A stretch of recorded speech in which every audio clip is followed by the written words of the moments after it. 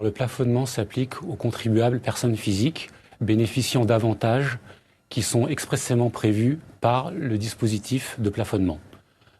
Par contribuable personne physique, on entend précisément les foyers fiscaux au sens de l'article 6 du Code général des impôts.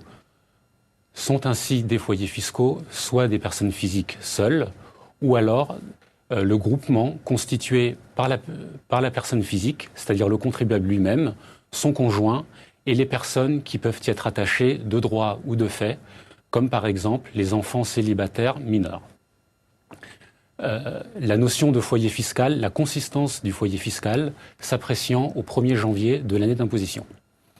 Quant aux avantages fiscaux plafonnés, ceux-ci sont expressément prévus, désignés par la loi.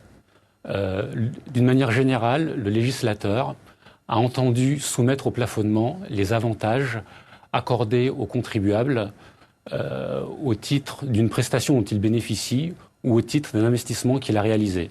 Sont ainsi exclus du dispositif du plafonnement les avantages liés à la situation personnelle du contribuable, ainsi que les avantages qui sont guidés par des objectifs d'intérêt général.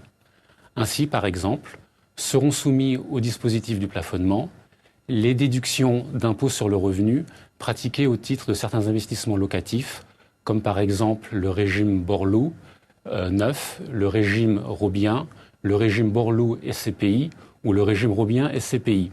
Seront également soumis au dispositif du plafonnement les déductions d'impôts pratiquées au titre de certains investissements immobiliers, comme par exemple l'investissement dans des résidences hôtelières à vocation sociale ou encore les investissements immobiliers locatifs.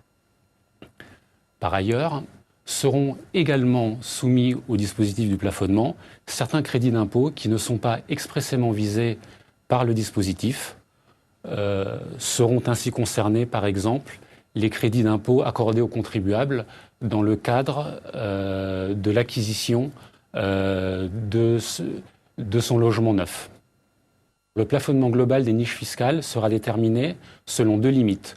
Une première limite qui consiste en un montant forfaitaire de 25 000 € et une seconde limite égale à 10% du revenu imposable.